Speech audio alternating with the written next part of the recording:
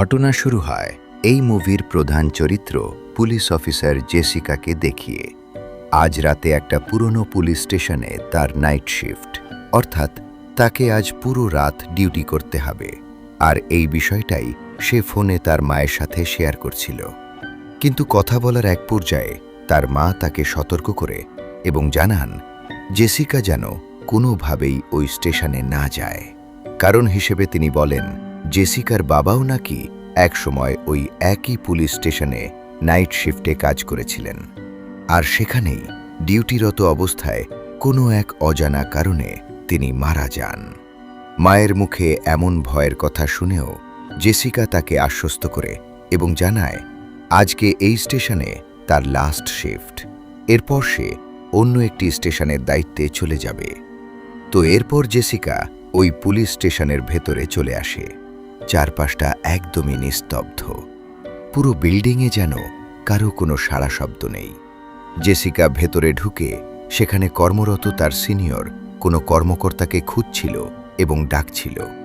ঠিক একটু পরেই জেসিকা দেখতে পায় সামনে কেউ একজন দাঁড়িয়ে কেমন যেন অদ্ভুত আচরণ করছে। তাকে দেখে মনে হচ্ছিল সে কারো ওপর ভীষণ রেগে আছেন। জেসিকা তাকে আবারও ডাক দিলে ওই ব্যক্তি জেসিকার সামনে এগিয়ে আসেন। এই লোকটির নাম অফিসার কোহেন, যিনি জেসিকার সিনিয়র অফিসার। তিনি জেসিকাকে জানান আজ রাত ৮টা থেকে শুরু করে ভোর ৫টা পর্যন্ত জেসিকাকে একাই এই স্টেশনে ডিউটি করতে হবে, আর এর আগে সে যদি স্টেশন ছেড়ে চলে যায় তবে তার চাকরি চলে যাবে। তো এরপর তিনি জেসিকাকে পুরো স্টেশনটা ভালোভাবে ঘুরিয়ে দেখিয়ে দেন এবং বলেন রাতে বায়োক্লিন থেকে কিছু এভিডেন্স বা আলামত সংগ্রহ করতে কেউ একজন আসবে। জেসিকাকে সবকিছু বুঝিয়ে দিয়ে সিনিয়র অফিসার কোহেন সেখান থেকে চলে যান। এখন পুরো পুলিশ স্টেশনে জেসিকা একদম একা। জেসিকা চেয়ারে বসে আছে। ঠিক তখনই ওখানে ল্যান্ডলাইনে একটা ফোন আসে। সে ফোনটা রিসিভ করার পরপরই ওপাশ থেকে একটা মেয়ের কান্নার শব্দ ভেসে আসে। মেয়েটি তাকে সাহায্য করতে বলে এবং জানায় যে সে একটা জায়গায় আটকে আছে। জেসিকা মেয়েটির ঠিকানা জানতে চাইলে মেয়েটি বলে তার মনে হয় সবাই মারা গেছে এবং তাকেও কেউ মেরে ফেলবে। তার নাম মনিকা। আর এর পরপরই লাইনটি কেটে যায়। জেসিকা তখন দ্রুত হেডকোয়ার্টারে ফোন করে এবং ওই মেয়েটির কথা তাদের জানায়। তখন হেডকোয়ার্টার থেকে বলা হয় ওই স্টেশনে তো কারোরই ফোন দেওয়ার কথা নয়। যদি কেউ ফোন দেয় তাহলে তার সরাসরি হেডকোয়ার্টারেই আসার কথা। এটি তো সম্ভব নয়। এই কথা শুনে জেসিকা একদমই হতবাক হয়ে যায় এবং জানায় যে পরবর্তীতে ফোন আসলে সে তাদের জানাবে। এই বলে জেসিকা ফোন রেখে দেয়। এরপর সে রাতের খাবার খাচ্ছিল। হঠাৎই তখন জেসিকার মুখের ভেতর থেকে একটা বড়সড় চুল বেরিয়ে আসে। সে আর খাবার খায় না। তখনই আবার সে স্টেশনের সামনে থেকে কিছু একটা শব্দ শুনে স্টেশনের বাইরে চলে আসে। চারপাশ ভালোভাবে দেখে সে ভেতরে ঢুকতে যাবে। ঠিক তখনই সে দেখে স্টেশনের ভেতরে কেউ একজন দাঁড়িয়ে আছে। জেসিকা কিছুটা ঘাবলে যায়। এরপর সে পেছন থেকে ওই লোকটিকে বারবার ডাকে, কিন্তু লোকটির কোনো সাড়া শব্দ নেই। জেসিকা লক্ষ্য করে লোকটি স্টেশনের ভেতরে প্রস্রাব করে জায়গাটা নোংরা করে ফেলেছে। জেসিকা তখন লোকটির কাছে যায়। দেখা যায় এই লোকটি আসলে একজন মানসিক ভারসাম্যহীন ব্যক্তি। এরপর সে লোকটিকে বাইরে বের করে দিয়ে দরজা বন্ধ করে দেয়। তখন আবার জেসিকা স্টেশনের ভেতর থেকে বেশ কিছু শব্দ শুনে সেদিকে এগিয়ে যায়। এরপর সে হাঁটতে হাঁটতে ভেতরের একটা ওয়াশরুমে চলে আসে। এখানে আসার পর সে দেখে ওয়াশরুমের ভেতরের অবস্থা বেশ খারাপ। মারাত্মক দুর্গন্ধ, চারপাশে ময়লা আবর্জনা পড়ে আছে। জেসিকা বের হয়ে ভেতরে একটা লকার রুমে চলে আসে। দেখা যায় লকারগুলো সব বন্ধ অবস্থায় আছে, তবে একটি লকার খোলা ছিল। জেসিকা উক্ত লকারের দরজা খুলে ভেতরে একটা ছবি দেখতে পায়, আর এই ছবিটি ছিল জেসিকার বাবার ছবি, যেখানে জেসিকার ছোটবেলার ছবিও ছিল। তার মানে এই লকারটি জেসিকার বাবার ছিল। তো এরপর জেসিকা লকারের দরজা বন্ধ করতেই সে একদম হতবাক হয়ে যায়, কারণ ওইখানে থাকা সকল লকারের দরজাগুলো সব খোলা অবস্থায় ছিল। যেগুলো একটু আগেই সব বন্ধ ছিল। জেসিকা বেশ অবাক হয় এই ঘটনায়। তো এরপর সে বেরিয়ে আসে। তখনই আবার স্টেশনের ল্যান্ডফোন বেজে ওঠে। সেই মেয়েটি অর্থাৎ মনিকা আবারও ফোন করেছে, এবং এইবার সে বলে সে এখান থেকে বের হতে চায়। তার সাথে থাকা অনেককেই তারা মেরে ফেলেছে। জেসিকা মেয়েটির অ্যাড্রেস জানতে চায়, তবে মেয়েটি অ্যাড্রেস না বলে বারবার একই কথা বলছে। এরপর সে বলে সে হয়তো কোনো শুকরের ফার্মে আছে, কারণ শুকরের ডাক শুনতে পাচ্ছে। এইটুকু বলতেই আবার লাইন কেটে যায়। তো জেসিকা তৎক্ষণাৎ হেডকোয়ার্টারে ফোন দেয় এবং আবারও মনিকার কথা খুলে বলে। তো হেডকোয়ার্টার থেকে তখন বলে তারা এই বিষয়ে খোঁজ নিচ্ছে এবং শীঘ্রই তাকে জানানো হবে। তো জেসিকা টেবিলে বসে বই পড়ছিল। খানিকক্ষণ বাদে দেখা যায় জেসিকার পেছনে থাকা একটা আলমারি আপনা আপনি পাশে সরে যায়। জেসিকা পেছনে তাকালে দেখে সবকিছু ঠিকঠাকই আছে, তবে এই রকম একই ঘটনা বারবার হচ্ছিল, যার ফলে এইবার জেসিকা একটু ভয় পেয়ে যায় এবং সে উঠে আলমারিগুলো চেক করে। তবে সব ঠিকঠাকই থাকায় জেসিকা আবার চেয়ারে বসে পড়ে। তবে পরক্ষণেই আলমারিগুলো বিকট শব্দে পাশে সরে যায়। এইবার জেসিকা বেশ ভয় পেয়ে যায়। তখনই আবার ভেতরে একটা কক্ষ থেকে বেশ জোরালো শব্দ শুনে জেসিকা সেই দিকে যায়। এইবার শব্দটা স্টোর রুম থেকে আসছিল। জেসিকা বন্দুক বের করে স্টোর রুমে ঢুকলে দেখে এইখানে সেই লোকটি কিছু একটা খুঁজছে। অবাক করার বিষয় এটাই যে সে ভিতরে কি করে ঢুকল আর সে কি খুঁজছে। এইবার জেসিকা লোকটিকে আঘাত করে। এরপর সেই লোকটিকে হাতকড়া পরিয়ে ভেতরে একটা সেলের ভিতরে নিয়ে আসে।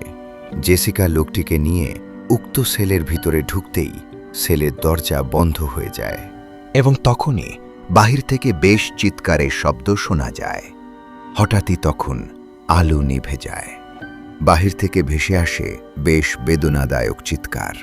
জেসিকা টর্চ নিয়ে সেলের দরজার কাছে আসতেই গ্লাস দিয়ে এমন দৃশ্য দেখে সে মারাত্মক ভয় পেয়ে যায়। খানিকক্ষণের জন্য জেসিকা অচেতন হয়ে পড়ে যায়। একটু পরে জ্ঞান ফিরে এসে দেখে তার দিকে কেউ টর্চ মেরে আছে। জেসিকা ভাবে সেলের ভিতরে সে আর ওই লোকটি ছাড়া কেউই নেই, তাই সে ওই লোকটিকে তাকে টর্চ দিয়ে দিতে বলে। কিন্তু তখনই টর্চের আলো সেই লোকটির দিকে মারা হয়। দেখা যায় ওই লোকটি অচেতন হয়ে পড়ে আছে। তাহলে টর্চ কার হাতে ছিল? এইবার জেসিকা বেশ ভয় পেয়ে যায়। জেসিকা তার টর্চ ফেরত চায়। তখনই ওইখানে লাইটগুলো ফ্লিকারিং করে এবং আবছা আলোতে জেসিকার পাশে কাউকে দাঁড়িয়ে থাকতে দেখা যায়। জেসিকা সেটা বুঝতে পারে এবং সে বেশ ভয়ে সেখান থেকে বেরিয়ে দরজা আটকে দেয়। তো এরপর সে আবার টেবিলে এসে বসে আছে। তখনই তার চোখ যায় তার মাথার উপরের দেওয়ালে লেখা 6 দিকে। জেসিকা তখন ভাবে হয়তো তার সাথে কেউ মজা করছে, তাই সে স্টেশনের সকল দরজাগুলো লক আছে কিনা সেটা চেক করে দেখে। তখন আবার বাহিরে স্টেশনের পাশেই জেসিকা একটা মেয়েকে দাঁড়িয়ে থাকতে দেখে। মেয়েটি সেখানে দাঁড়িয়ে স্মোকিং করছিল। জেসিকা বাহিরে এসে মেয়েটির সাথে কথা বলে। মেয়েটি জানায় তার নাম মেরিকো। তবে জেসিকা মেয়েটিকে এখান থেকে চলে যেতে বলে। মেয়েটি তখন জেসিকাকে বলে, তুমি কি জানো এটা একটা ভৌতিক পুলিশ স্টেশন? তুমি হয়তো নতুন এসেছ। বেশ কিছু বছর আগে এই স্টেশনে 3 জন সদস্য নাকি আত্মহত্যা করেছে। তাদের আত্মা এখনও এই স্টেশনে ঘুরে বেড়ায় এবং প্রতিদিন কিছু না কিছু ঘটতে দেখা যায়। ওই মারা যাওয়া 3 জনের কিছু একটা ইচ্ছে ছিল যা তারা পূরণ করবে, এবং সেটা আজ রাতেই। ভয়ানক কৌতূহলপূর্ণ কথা শেষ করে মেয়েটি সেখান থেকে বিদায় নেয়। তো এরপর জেসিকা স্টেশনের ভেতরে একটা কক্ষের সামনে দিয়ে যাওয়ার সময় দেখে ভেতরে একটা টেলিভিশন ফ্লিকারিং করছে। জেসিকা অবাক হয়ে উক্ত কক্ষের ভিতরে প্রবেশ করতেই টেলিভিশনে একজন লোককে দেখা যায়।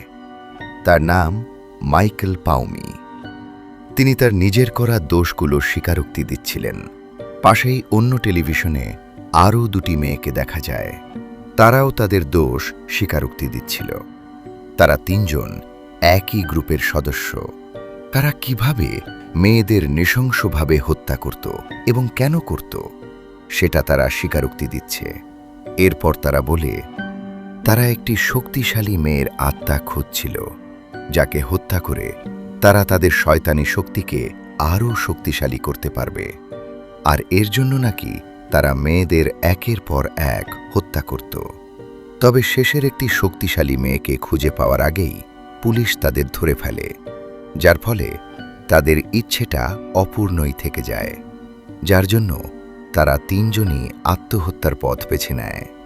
জেসিকা এসব শুনছিল, আর তখনই আশেপাশে থাকা চেয়ারগুলো নিচ থেকে ঘোরা শুরু করে, জেসিকাকে নিচে ফেলে দেয়। তখনই স্টেশনে ফোন বেজে ওঠে। জেসিকা দ্রুত ফোন তোলে এবং সে মনিকার কান্নার শব্দ শুনতে পায়। মনিকা জেসিকার কাছে সাহায্য চায়। সে বারবার বলছিল তাকে ওরা মেরে ফেলবে। জেসিকা তার কাছে তার ঠিকানা চায়, কিন্তু সে তার ঠিকানা বলছিল না। তখনই মনিকার জোরালো শব্দে ফোনের লাইন কেটে যায়। এতে জেসিকা বেশ ভয় পেয়ে আছে। সে ভাবে হয়তো মনিকাকে তারা মেরে ফেলেছে। তাই সে আবার হেডকোয়ার্টারে কন্ট্রোল রুমে ফোন দেয়, আর আগের মতো পুরো ঘটনা তাদের খুলে বলে। এইবার কন্ট্রোল রুম থেকে তাকে জানায় তারা এটা নিয়ে দেখছে। তো জেসিকা ফোন রাখতেই স্টেশনের ভেতর থেকে সে একটা বাঁশি বাজানোর শব্দ শুনে সেদিকে এগোয়। এরপর সে একটা কক্ষের দরজা খুলে দেখে কক্ষের ভেতরে কিছু চেয়ার রয়েছে।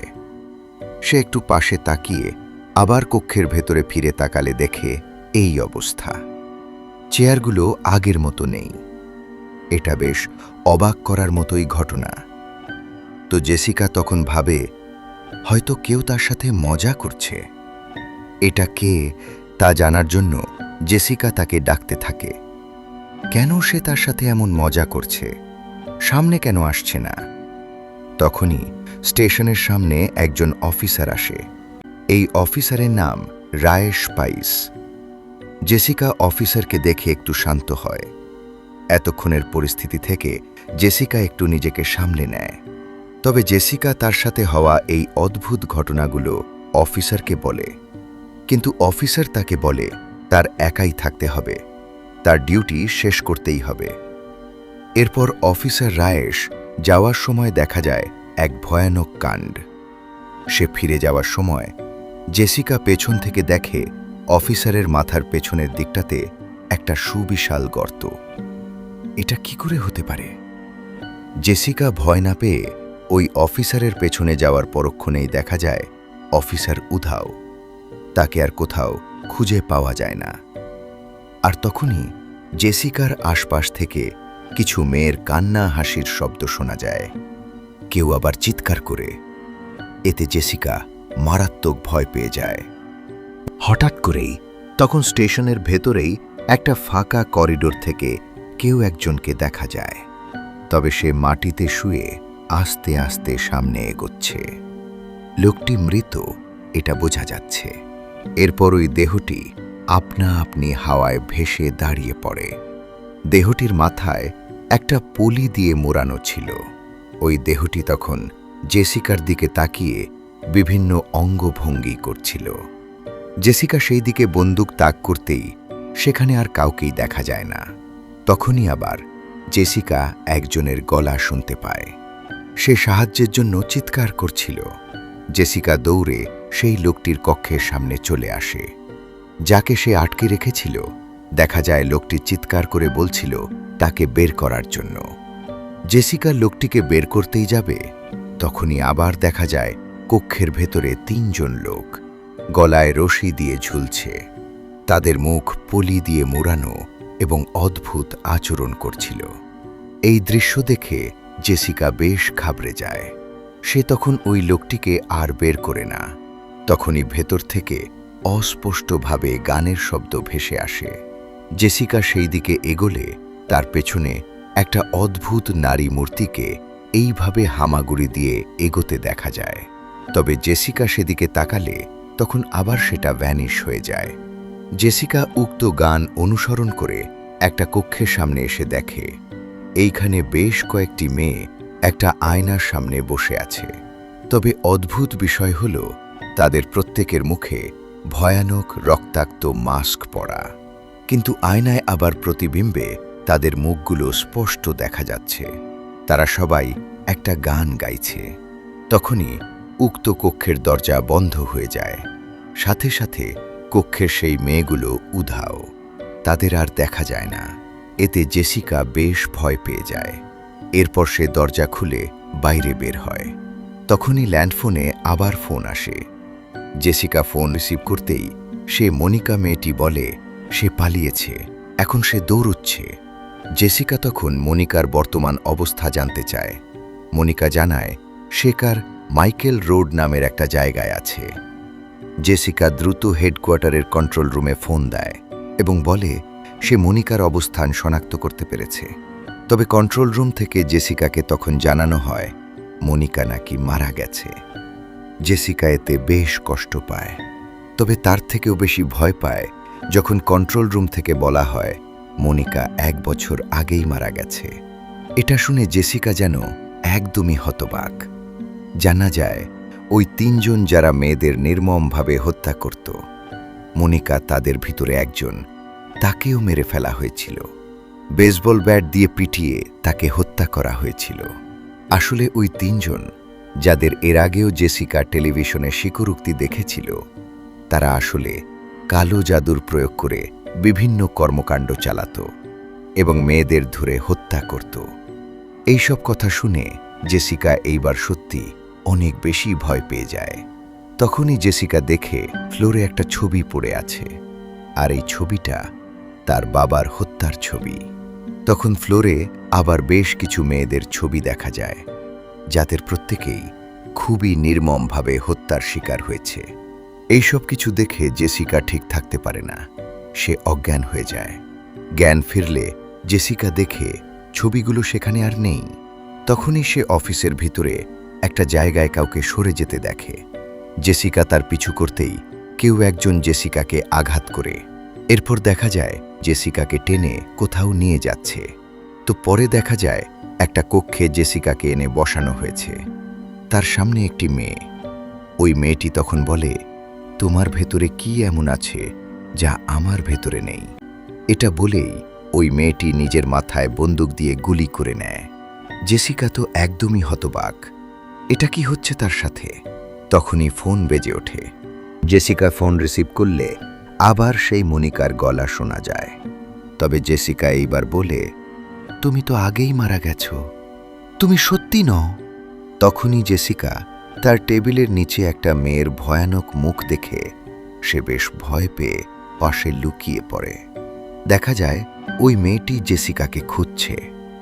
জেসিকা পাশে লুকিয়ে আছে। তবে এক পর্যায়ে ভয়ানক মেয়েটি জেসিকার সামনে চলে আসে।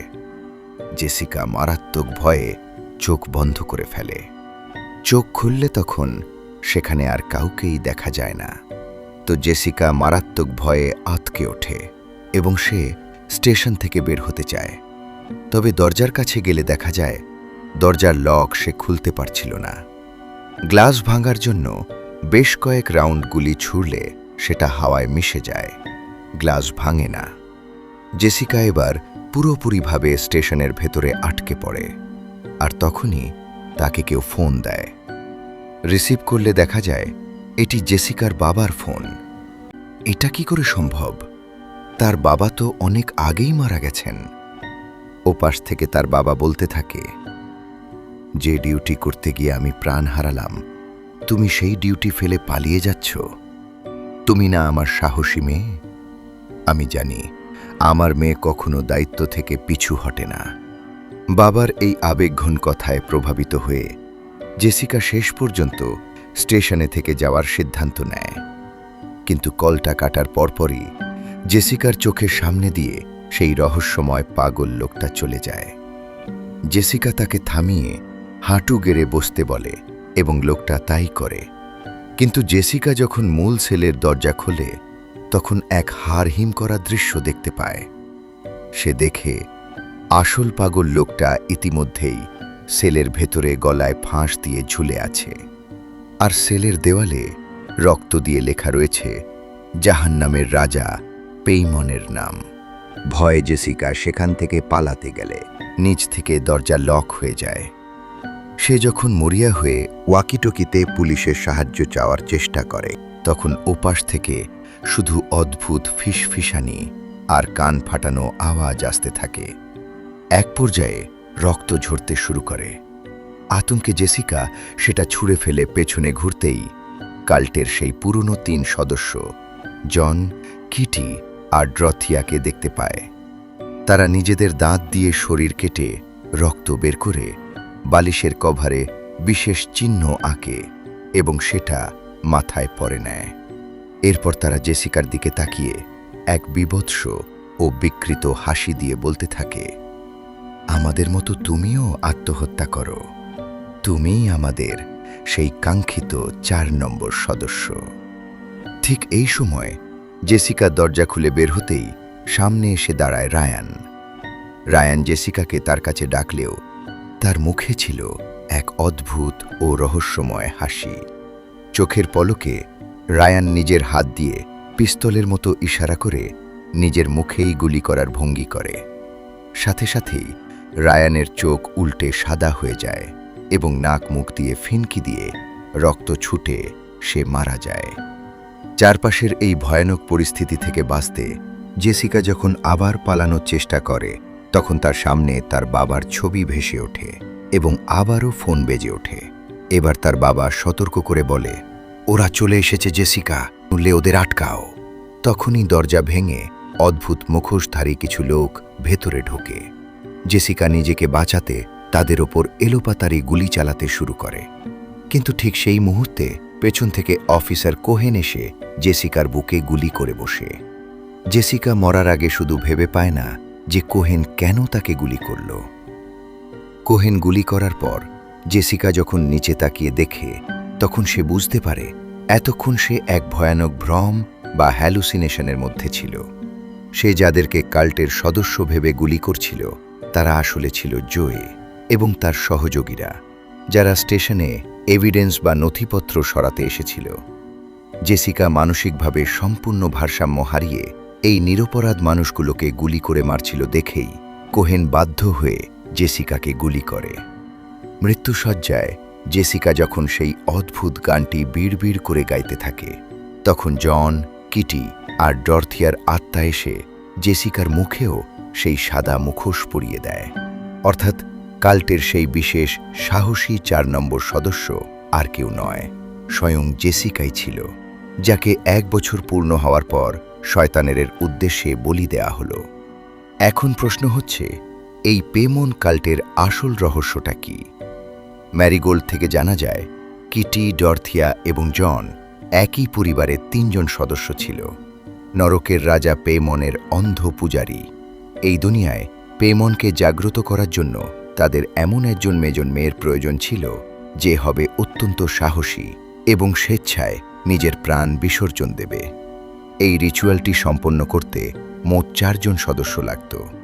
নিজেদের মনোমতো সেই চতুর্থ সাহসী মেয়েটিকে খুঁজতে গিয়ে তারা এর আগে বহু মেয়েকে অপহরণ ও খুন করেছে, যাদেরকে মুভির বিভিন্ন দৃশ্যে দেখানো হয়েছে, কিন্তু শেষ রক্ষা হয়নি।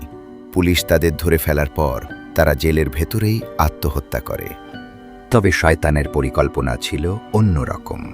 তাদের আত্মহত্যার পর থেকেই পুরো জেলখানাটি হান্টেড বা অভিশপ্ত হয়ে যায়। আর ঠিক যখন এই হান্টেড স্টেশনটি খালি করে অন্য জায়গায় বদলি করা হচ্ছিল, তখনই কাকতালীয়ভাবে শেষ শিফটের ডিউটি পড়ে জেসিকার। জেসিকাকে মানসিকভাবে দুর্বল ও একা পেয়ে সেই অপশক্তি তাকে নিজের জালে জড়ায় এবং শেষ পর্যন্ত তাকেই শিকার বানায়। তবে এখানে গল্প শেষ নয়। ডিরেক্টর কিন্তু অফিসার কোহেনের ওপরও একটা সন্দেহের তীর ছুঁড়ে দিয়েছেন। জেসিকা যখন প্রথম স্টেশনে আসে, তখন কোহেনকে একা একা কার সাথে যেন ঝগড়া করতে দেখা গিয়েছিল। তাই হতে পারে কোহেনও ভেতর ভেতর এই কাল্টের সাথে জড়িত তো ছিল। মুভিটি যেহেতু একটি ওপেন এন্ডিং দিয়ে শেষ করা হয়েছে, তাই এর আসল রহস্য হয়তো এর সিকুয়েল বা পরবর্তী পার্ট বের হলে পরিষ্কার জানা যাবে। ভিডিওর এই থিওরি বা এক্সপ্লেনেশনটি আপনাদের কেমন লাগলো তা অবশ্যই কমেন্ট করে জানান। আর ভিডিওটি ভালো লেগে থাকলে লাইক করতে একদম ভুলবেন না। চ্যানেলে নতুন হয়ে থাকলে সাবস্ক্রাইব করে পাশে থাকা বেল আইকনটি অল সেট করে রাখুন, যাতে পরবর্তী ভিডিওর আপডেট সবার আগে পেয়ে যান। দেখা হচ্ছে পরের ভিডিওতে।